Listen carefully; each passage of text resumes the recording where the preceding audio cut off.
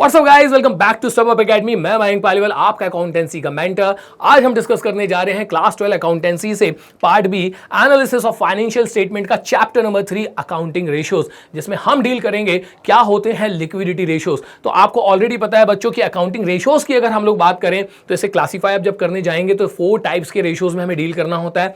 Liquidity ratio, solvency ratio, इसके अलावा हमारे पास होते हैं एक्टिविटी और टर्नओवर रेशियो, और लास्ट में हमारे पास होता है प्रॉफिटेबिलिटी रेशियो। इस वीडियो में मैं डिस्कस करने वाला हूं क्या होते हैं लिक्विडिटी रेशियोज, क्यों इन्हें कैलकुलेट किया जाता है और कितने टाइप के लिक्विडिटी रेशियोज में हमें डील करना होता है। तो बहुत ही डिटेल में बच्चों हम लोग इसको समझेंगे, और उसके न्यूमेरिकल्स के लिए मैं आपको बता दूं, डिस्क्रिप्शन बॉक्स में जाइएगा, वहां पर इसकी लिंक है, और वहां पर जाके आप लोग मेरे साथ एक एक न्यूमेरिकल में जो है वो डिस्कशन कर सकते हैं। तो सबसे पहले हम समझने की कोशिश करेंगे कि लिक्विडिटी रेशियोज एग्जैक्टली होते क्या है। तो इन्हें ना बच्चों शॉर्ट टर्म सॉल्वेंसी रेशियोज भी बोला जाता है। तो यहां पे दो टर्म्स निकल कर आ रहे हैं, लिक्विडिटी और solvency.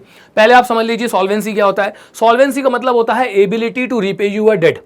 It means if you are able to repay your debt, you are solvent, and if you are not able to repay your debt, it means you are insolvent। जैसे आपने देखा है विजय माल्या ने मिलियंस ऑफ रुपीस हमारे यहाँ के financial institution से बोरो करे और फाइनली उसको रीपे करने में अब वो सक्षम नहीं है, तो माल्या साहब जो है वो हो चुके हैं इनसॉल्वेंट। लेकिन हम किसकी बात कर रहे हैं? हम बात कर रहे हैं सॉल्वेंसी की। तो हम ये देखेंगे कि आप अपने जो डेट्स हैं उनको रीपे करने में सक्षम है कि नहीं। तो जो लिक्विडिटी रेशियो है ये कौन सी सॉल्वेंसी चेक करने के काम आता है? Short term solvency. तो हम यहां पे ये चेक करेंगे कि आप अपने शॉर्ट टर्म फाइनेंशियल ऑब्लिगेशंस, जिनको बोला जाता है करंट लायबिलिटीज, उनको रीपे करने में सक्षम है कि नहीं। तो किसी भी कंपनी के फाइनेंशियल स्टेटमेंट का एनालिसिस करते वक्त with the help of liquidity ratio, with the help of short term solvency ratio, हम इस चीज को जज कर सकते हैं कि कंपनी शॉर्ट टर्म में कितनी फाइनेंशियल साउंड है। अगर हम बात करें बच्चों लिक्विडिटी की, तो लिक्विडिटी का मतलब होता है एबिलिटी ऑफ कैश। अब आप एक काम करिए, दोनों को लिंक कर लीजिए। हम यहां ये चेक करना चाहते हैं कि हम शॉर्ट टर्म में कितने फाइनेंशियल साउंड हैं।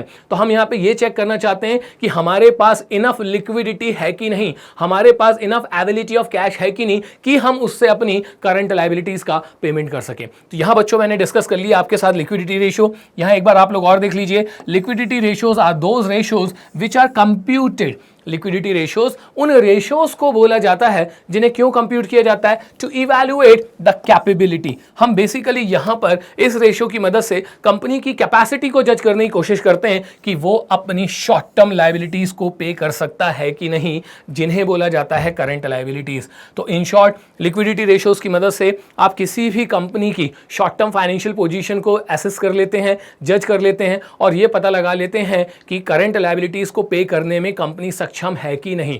तो जनरली जो क्रेडिटर्स होते हैं, शॉर्ट टर्म लैंडर्स होते हैं, ये सारे के सारे कंपनी के लिक्विडिटी रेशियो में ही इंटरेस्टेड होते हैं। अगर मैं इसको डिवाइड करने की कोशिश करूं तो यहां पर हमारे पास होता है करंट रेशियो। इसके अलावा आपको इस हेड के अंदर और कैलकुलेट करना होता है लिक्विड रेशियो, जिसे क्विक रेशियो भी बोला जाता है और एसिड टेस्ट रेशियो भी बोला जाता है। तो एक ही रेशियो है जिसे आप क्विक रेशियो भी बोलेंगे और एसिड टेस्ट रेशियो भी बोलेंगे। अब बच्चों एक काम करते हैं, एक एक करके समझ लेते हैं हम लोग क्या होते हैं हमारे करंट रेशियोज, करंट रेशियो के अंदर आपको क्या कैलकुलेट करना होता है और किस ऑब्जेक्टिव के साथ किसी भी फाइनेंशियल स्टेटमेंट में से करंट रेशियोज कैलकुलेट किए जाते हैं। तो बात अगर हम करें बच्चों यहां पर करंट रेशियोज की, तो current ratios establishes the relationship between current assets and current liabilities. तो करंट रेशियो में आप करंट एसेट्स और करंट लायबिलिटीज को आपस में कंपेयर करके उनके बीच में एक रिलेशनशिप को एस्टैब्लिश करते हैं, और उससे आप पता लगा लेते हैं कि कंपनी शॉर्ट टर्म में फाइनेंशियल साउंड है कि नहीं। अगर मैं इसको फॉर्मूले के टर्म्स में बच्चों आप लोगों को समझाऊं, तो जैसे यहां पे लिखा हुआ है कि यहां पे करंट एसेट्स और करंट लायबिलिटीज की आपस में एक रिलेशनशिप को एस्टैब्लिश किया जाएगा। यहां देखिए आप कौन से वेरिएबल्स को कंपेयर किया जा रहा है? सर करंट लायबिलिटीज और करंट एसेट्स को आपस में कंपेयर किया जा रहा है। अब आप इसको समझ लीजिए, करंट लायबिलिटीज जो होती हैं ये वो लायबिलिटीज होती हैं जिनका पेमेंट आपको करना होता है 1 साल के अंदर, और करंट लायबिलिटीज का पेमेंट करने के लिए कैश कहां से आता है? कैश आता है करंट एसेट से। तो इनका कंपैरिजन वायबल है कि नहीं? हाँ जी सर बिल्कुल वायबल है, कि जो अमाउंट हमें पे करना है उसके कंपैरिजन में हमारे पास कितना कैश है ये आपको इस रेशियो से पता चल जाएगा। तो करंट रेशियो में आप करंट एसेट्स और करंट लायबिलिटीज को कंपेयर करके ये पता लगा लेंगे कि जितनी भी करंट लायबिलिटीज आपको पे करनी है उसके कंपैरिजन में आपके पास सफिशिएंट करंट एसेट्स हैं कि नहीं। अगर हम इसके ऑब्जेक्टिव की बात करें बच्चों, to assess the ability of the enterprise to meet its short term financial obligation that is current liabilities. किस ऑब्जेक्टिव के साथ ये रेशियो कैलकुलेट किया जाता है? तो सर हम यहां पे ये चेक कर रहे होते हैं कि कंपनी शॉर्ट टर्म लायबिलिटीज को पे करने में सक्षम है कि नहीं, कंपनी अपनी करंट लायबिलिटीज को समय पे टाइमली रीपे करने में सक्षम है कि नहीं। इस कैपेसिटी को हम जज करते हैं with the help of current ratio. इसके बाद बच्चों नेक्स्ट जो हमारे पास होता है वो होता है आपका लिक्विड रेशियो। मिलता जुलता ही कॉन्सेप्ट है लेकिन दोनों में डिफरेंस है। अगर मैं इसके यहां पर रिलेशनशिप की बात करूं तो आपको भी पता है बच्चों, यहां पर हम लोग जो कंपैरिजन करेंगे वो किसके किसके बीच में करेंगे? लिक्विड रेशियो इक्वल्स टू होता है liquid assets upon current liabilities. देखें क्या डिफरेंस निकल कर आ रहा है। सर यहां कंपैरिजन किया जा रहा है करंट लायबिलिटीज और करंट एसेट्स का, और यहां कंपैरिजन किया जा रहा है लिक्विड एसेट्स और करंट लायबिलिटीज का। तो दोनों में कहीं ना कहीं तो डिफरेंस है। अगर हम बात करें करंट रेशियो की, तो करंट रेशियो बेसिकली 1 ईयर के हॉराइजन से कैलकुलेट किया जाता है, 1 ईयर के व्यू से कैलकुलेट किया जाता है कि एक साल के अंदर हम इतने सक्षम हैं कि नहीं कि हम अपनी करंट लायबिलिटीज को पे कर सके। ऑन द अदर हैंड अगर आपको एक क्विक पोजीशन यहां पे चेक करनी है कि राइट नाउ कंपनी की पोजीशन है कि नहीं करंट लायबिलिटीज पेमेंट करने की, दोनों में डिफरेंस निकालिए।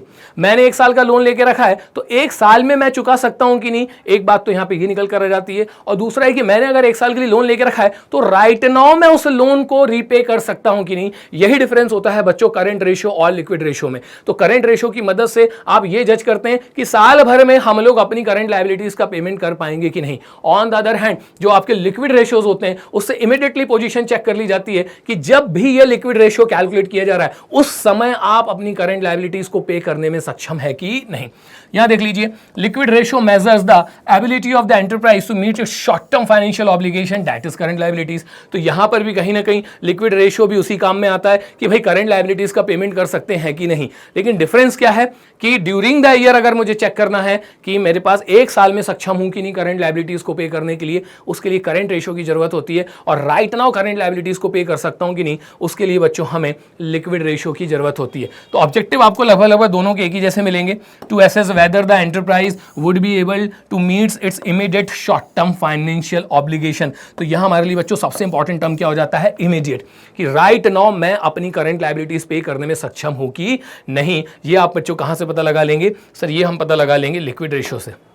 तो करंट रेशियो और लिक्विड रेशियो दोनों ही आपकी शॉर्ट टर्म सॉल्वेंसी को चेक करने के काम आते हैं। और इनके जो न्यूमेरिकल्स हैं बच्चों, ये तो मैंने आपको थ्योरेटिकल पॉइंट ऑफ व्यू से समझाया। इसके जो न्यूमेरिकल्स है ना, डिस्क्रिप्शन बॉक्स में जाइएगा, न्यूमेरिकल्स की लिंक वहां पे आपको मिल जाएगी। बहुत ही डिटेल में एक एक पॉसिबल क्वेश्चन जो इस पर फ्रेम किया जा सकता है वो सारे के सारे क्वेश्चंस मैंने आप लोगों को बच्चों सॉल्व करके दिखाएं। तो उस वीडियो को बिल्कुल भी आप लोग मिस ना करें। मिलते हैं बच्चों अगले वीडियो में, तब तक के लिए जय हिंद।